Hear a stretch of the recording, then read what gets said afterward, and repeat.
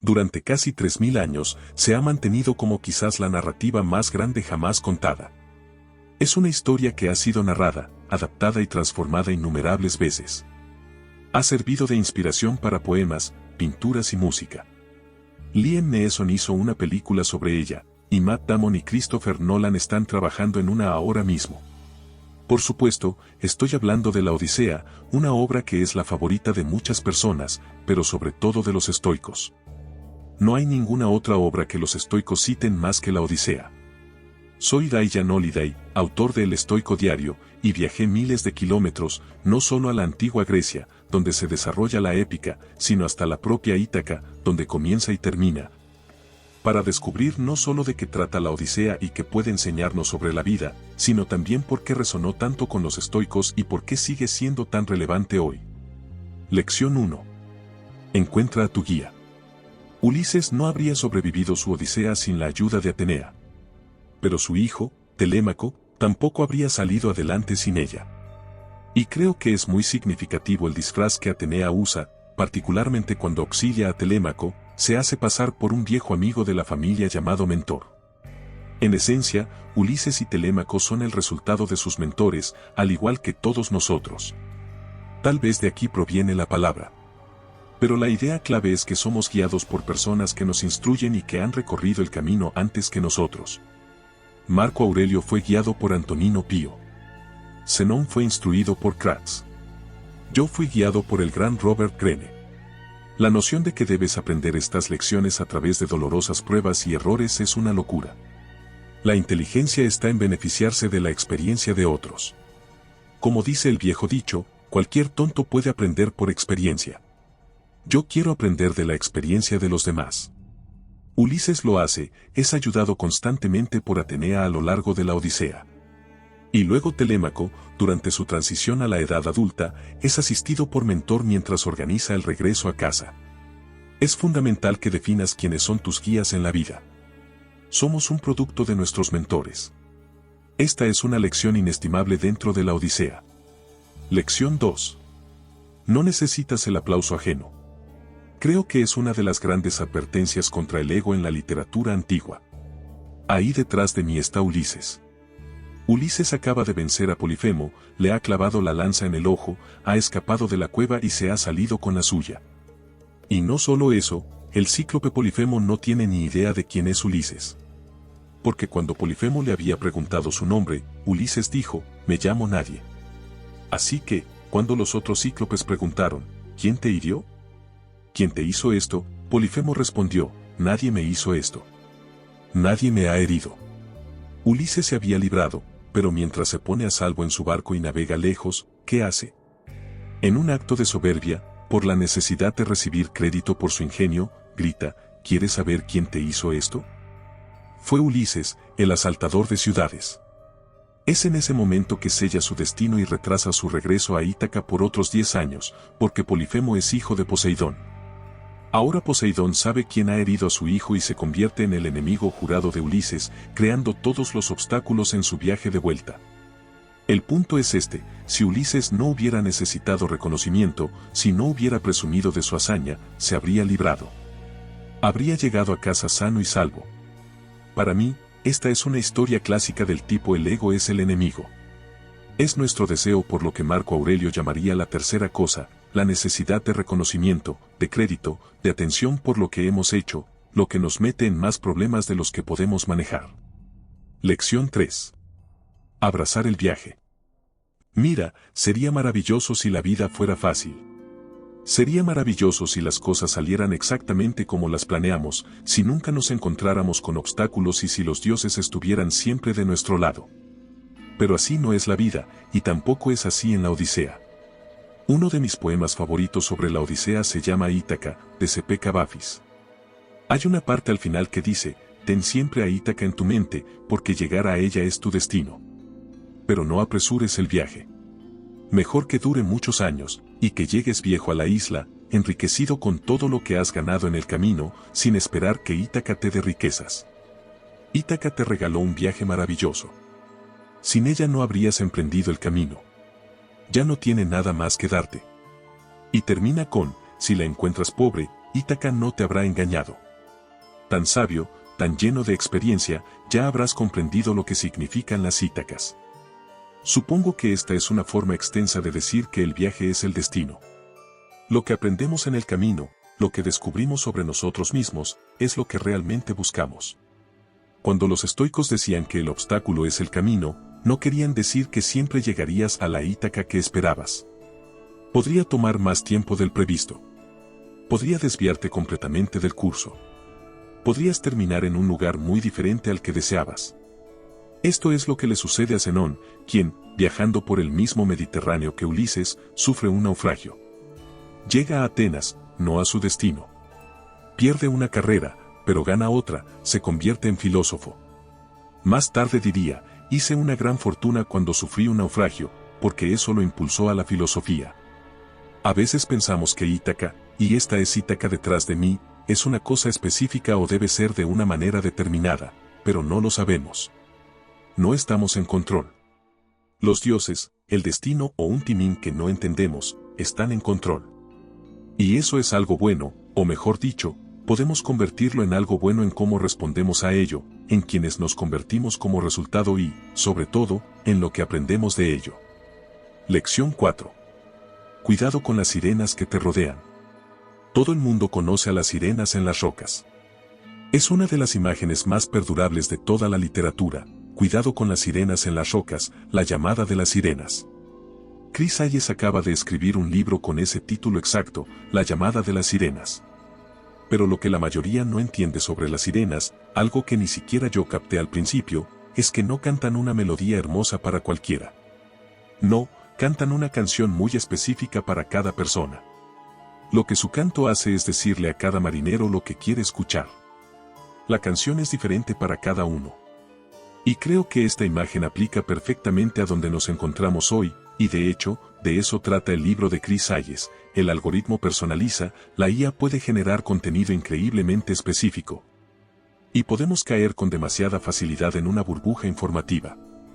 Las sirenas, la llamada de las sirenas en las rocas, son esta desinformación y mala información. Nos dicen que el mundo es como queremos que sea, o que el mundo es lo opuesto a como queremos que sea, y que eso es fascinante, irritante e increíblemente provocador. Así que tenemos que aprender a resistir esta llamada, a resistir la llamada de nuestras aplicaciones, de nuestros teléfonos, del algoritmo. Debemos ser conscientes de que hay personas intentando engañarnos, activarnos y exasperarnos. En las meditaciones, Marco Aurelio dice que una de las cosas que aprendió de su profesor de filosofía, Rústico, fue a no dejarse engañar por cualquier charlatán. Eso es lo que son las sirenas. Las sirenas son demagogos. Las sirenas son influencers. Las sirenas son los CEO de compañías tecnológicas que monetizan, venden y empaquetan tu atención. Y sí, las sirenas son esa idea en el mar Mediterráneo de hace casi 3.000 años, pero también son algo increíblemente moderno y perenne.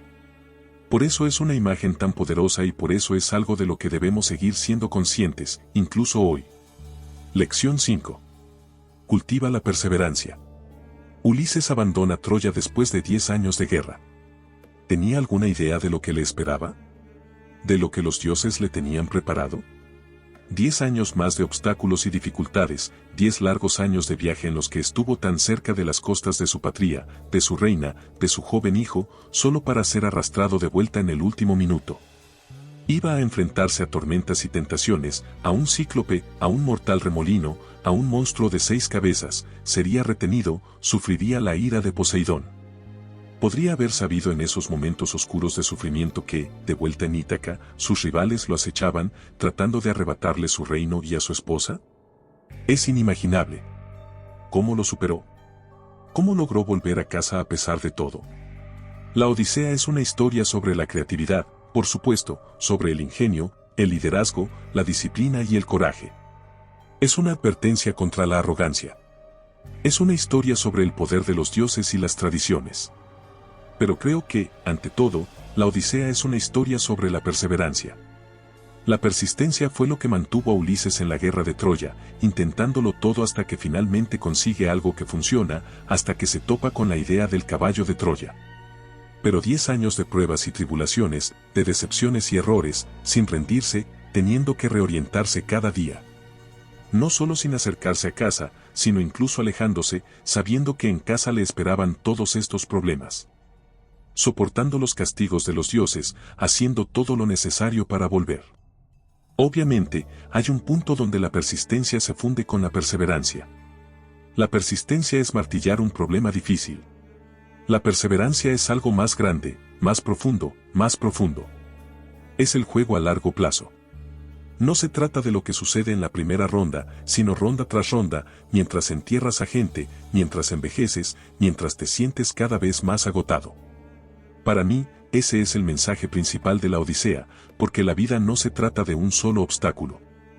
La vida se trata de un obstáculo tras otro tras otro. Y eso es lo que Homero nos está mostrando sobre Ulises, que todos estamos en nuestra propia Odisea. La persistencia es una acción. La perseverancia es una clase de voluntad. Una es energía, la otra es aguante. Es la famosa línea del poema de Tennyson, debilitado por el tiempo y el destino, pero fuerte en voluntad. Luchar, buscar, encontrar y no ceder. No ceder, eso es el aguante. Pienso en este famoso resumen de las enseñanzas de Epicteto. Él dice, persiste y resiste. Eso es lo que Ulises está haciendo en la Odisea. Creo que la gente es demasiado blanda hoy en día. Nos rendimos con demasiada facilidad. Nos decimos a nosotros mismos que algo es imposible porque es difícil, porque está tomando mucho tiempo, porque hay intereses creados trabajando en nuestra contra. Pero Ulises no hace esto. Es valiente. Es intenso. Nunca se rinde. Siempre está buscando una salida. Está dispuesto a soportar reveses que duran años. E incluso cuando está retrocediendo, incluso cuando es desviado bruscamente de su curso, siempre hay una dirección final que nunca pierde de vista. Y esa determinación, esa perseverancia, de eso se trata la Odisea. Y, en última instancia, de eso se trata el estoicismo. Lección 6. Elimina la tentación. Una de las historias más famosas de la Odisea es cuando Ulises se ata al mástil para no ser seducido por las sirenas. Las sirenas estaban allí, en las rocas, no solo cantando melodías hermosas, sino diciéndole a la gente lo que quería escuchar. Ulises es tentado por esto, quiere oírlo, pero no quiere estrellarse. Así que se amarra al mástil, tapa los oídos de sus hombres y les dice, por mucho que grite o forcejee, no me liberéis. No me escuchéis hasta que hayamos pasado las sirenas. Hace un par de años, entrevisté a la psicóloga conductual, la doctora Katie Milkman, en el podcast del Daily Stoic, y de hecho hablamos de este mismo ejemplo. Ella dijo que era uno de los primeros ejemplos en la literatura antigua de un compromiso forzado. Sabes que vas a hacer algo o sabes que no lo vas a hacer, así que encuentras un mecanismo que te obliga a hacerlo o te impide hacerlo. Por ejemplo, no compras las galletas Oreo o las encierras en un armario y tiras la llave. De hecho, esto se ha llegado a conocer como un pacto de Ulises. Y es cuando haces un acuerdo con alguien o creas un dispositivo que de alguna manera te limita de hacer aquello a lo que podrías estar inclinado. Y en realidad, es una pieza de psicología básica bastante ingeniosa, si no rudimentaria. Sabes que tienes la tentación de comer algo, así que no lo compras, lo encierras o lo regalas. Escuché a alguien decir que, cuando pides un plato principal en un restaurante y no quieres comértelo todo, le dices al camarero, quiero que cocinen este plato. Luego empaquen la mitad para llevar a casa y sírvanme la otra mitad.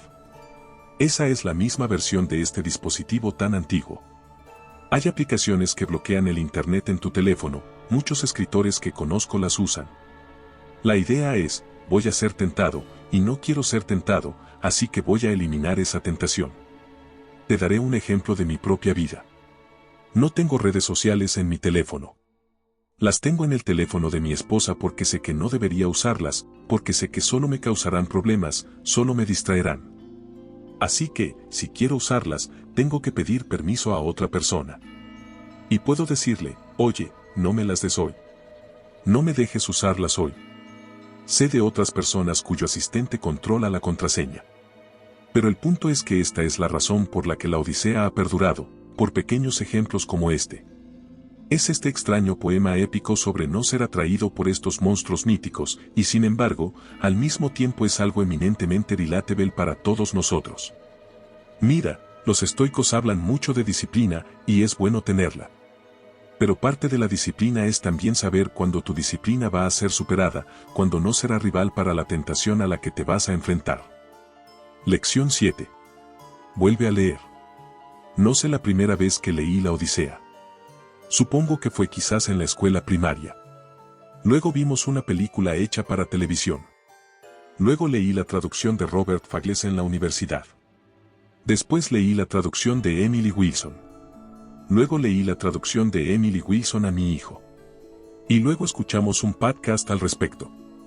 Pero cada vez que escucho la historia de la Odisea, saco algo nuevo de ella, que es esta idea de que nunca pisamos el mismo río dos veces. El texto tiene miles de años. Cambia un poco con cada traducción. Pero nosotros cambiamos. Lo que buscamos cambia. Lo que podemos comprender cambia, porque hemos envejecido, porque hemos experimentado nuestras propias tormentas, nuestras propias dificultades, nuestra propia Odisea. Y por eso el texto ha perdurado tanto tiempo. La historia ha perdurado tanto tiempo porque somos capaces de crecer con ella. Es capaz de ser muchas cosas para muchas personas, pero también muchas cosas para cada uno de nosotros a lo largo de nuestras vidas. Lección 8. Mantente involucrado en la vida. Uno de los mejores traductores de la Odisea es Lawrence. Ahora, ¿qué lo califica para traducir la Odisea? ¿Es su educación en clásicos en Oxford o son sus experiencias de vida? Tiene una gran cita donde dice, he cazado jabalíes. He observado leones salvajes. Dice, he navegado por el Egeo y pilotado muchos barcos. Dice, he vivido con pueblos pastoriles. O, he construido barcos y he matado a muchos hombres. Su punto era que la Odisea no era solo una obra literaria para él. Era un conjunto de experiencias, muchas de las cuales él había vivido, lo que por supuesto informa su comprensión del texto y su comprensión de lo que significan las palabras en un idioma y en otro.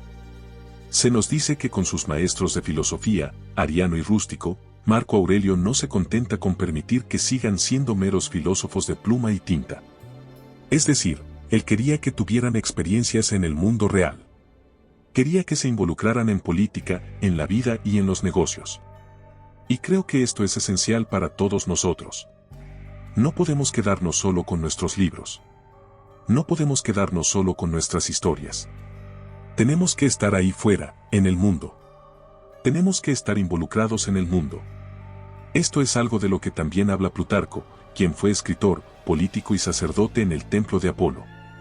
Él diría que podría parecer extraño para algunos, pero no fue tanto por las palabras que llegó a una comprensión de las cosas, sino que fueron sus experiencias las que lo ayudaron a comprender lo que significaban las palabras. Creo que al viajar aquí, tengo una comprensión más profunda de la Odisea. Por supuesto, al tener mis propias experiencias liderando a personas, al tener mis propias experiencias con adversidades y dificultades en mi vida, al haber conocido a algunos grandes hombres y mujeres en mi vida. Uno llega a comprender las ideas de la Odisea. Uno llega a comprender las ideas en el texto. Uno llega a comprender mejor las ideas de los estoicos en la filosofía, por lo que debemos seguir siendo estudiantes de ellas. Por eso también tenemos que seguir siendo discípulos de la experiencia. Tenemos que salir a experimentar y aprender cosas nuevas y volver al texto y, por supuesto, llevar nuestros textos a esas mismas cosas. Lección 9. Mira las cosas desde otras perspectivas. Una de las líneas más misteriosas de la Odisea es donde Homero se refiere al mar color vino. La Odisea está llena de bellas imágenes. El amanecer de dedos rosados o un amanecer con yemas de dedos de rosa. He visto eso, lo entiendo. Pero el mar color vino es desconcertante no solo para mí, sino también para los académicos. ¿Es porque era ciego? ¿Es porque el océano se veía diferente en aquel entonces? ¿O es algo un poco más alucinante, como que la forma en que Homero veía los colores es diferente a cómo los vemos nosotros? Existe este término alemán, Umwelt, ¿cómo se ve el mundo para otra persona, particularmente para los animales? ¿Cómo es ser un murciélago? ¿Cómo es ser una rata? ¿Cómo era ser un griego hace 2.500 años? No lo sabemos. Y siempre me ha fascinado esa idea de personas que describen, entienden y ven las cosas de manera muy diferente a nosotros. No es que ellos tengan razón o nosotros la tengamos, o que ellos estén equivocados y nosotros no. es que todos vemos las cosas de manera muy diferente. Esta es una de las cosas de las que Marco Aurelio habla en las meditaciones, que quieres realmente meterte en la mente de las personas y ver las cosas desde su perspectiva. ¿Qué era para ellos? ¿Por qué lo describió de esa manera? No lo sé exactamente con Homero, pero siempre me ha parecido muy fascinante. Lección 10. La violencia nunca es la respuesta. La violencia al final de la Odisea nunca me sentó del todo bien. Ulises llega a casa. Descubre que los pretendientes han invadido su casa. Demuestra que es Ulises. ¿Y luego qué hace? Esconde todas las armas y luego él y su hijo Telémaco los matan. Matan no solo a los cientos de pretendientes, sino a todos los sirvientes que colaboraron con ellos. Pero es impactantemente violento, sangriento y vicioso, y creo que es fundamentalmente antiestoico. Y lo sabemos porque le sucede algo similar a Marco Aurelio. Marco tiene una condición de salud crónica, por lo que se corren rumores de que el emperador ha muerto y su general más confiable, Avidio Casio, se nombra emperador, lo que pone en peligro a los hijos y la esposa de Marco. Pone en peligro el futuro del imperio. Cuento la historia en El obstáculo es el camino. Sabemos cómo respondería un estoico a esto, y no es con violencia. Marco tiene que lidiar con ello, pero le dice a sus hombres que quiere usar esto como una oportunidad para enseñar a las generaciones futuras que hay una forma correcta de manejar incluso las guerras civiles. Y Casio es asesinado. De hecho, se nos dice que esto sucede a pesar de las objeciones de Marco, que llora cuando le traen la cabeza de su enemigo porque se le ha privado de la oportunidad de concederle clemencia. Luego se nos dice que Marco escribe una carta al Senado romano y dice que quiere que todos los involucrados sean perdonados. Dice, no manchen mi reinado con su sangre. Dice, que nunca suceda. Hay esta cita en las meditaciones sobre cómo la mejor venganza es no ser como el otro. Y encontramos que Ulises, a lo largo de sus viajes y luego a su llegada a casa, se ha endurecido. Ha perdido una parte de sí mismo. Se ha vuelto vicioso, brutal y cruel. Se ha vuelto insensible, y así es como es capaz de ordenar la matanza de docenas y docenas de personas. Mancha su palacio de sangre. Mancha su reinado de sangre. Y siempre he pensado en esa escena. ¿Cómo podría haberlo manejado Ulises de manera diferente? Obviamente, no puedes dejar que la gente te pisotee. La gente debe rendir cuentas por sus excesos y sus abusos, y en su caso, por los enormes gastos que impusieron al reino. Pero probablemente había algún castigo intermedio entre dejarlos salirse con la suya impunemente y asesinarlos a sangre fría. Lección 11. No termines como Ulises. Ulises no es un héroe. Es un hombre digno de lástima. Es trágico y tiene defectos. Su viaje de 20 años a casa lo encontramos inspirador. Pero pasamos por alto lo que hace casi tan pronto como llega a casa, se va de nuevo. Finalmente regresa a Ítaca. Llega aquí, ¿y qué hace? Casi inmediatamente después se va a una serie de incursiones para reabastecer sus arcas. Ulises no es una figura trágica porque esté maldecido por los dioses. Ulises es una figura trágica porque se ha maldecido a sí mismo. Está inquieto sin cesar. Nunca, nunca, nunca puede estarse quieto.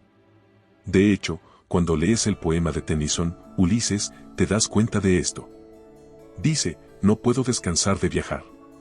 Todo el poema trata de cómo le entrega las riendas a su hijo Telémaco porque va a viajar de nuevo. Dice, que aburrido es detenerse, terminar, descansar sin pulir, no brillar en el uso. Es una máquina. Es un ser haciendo, no un ser humano. En el poema dice, a mi hijo, a quien dejo este reino, tú eres mejor que yo, eres más sabio que yo. Envidia a su hijo porque su hijo puede estar quieto, su hijo puede ser rey, no un vagabundo.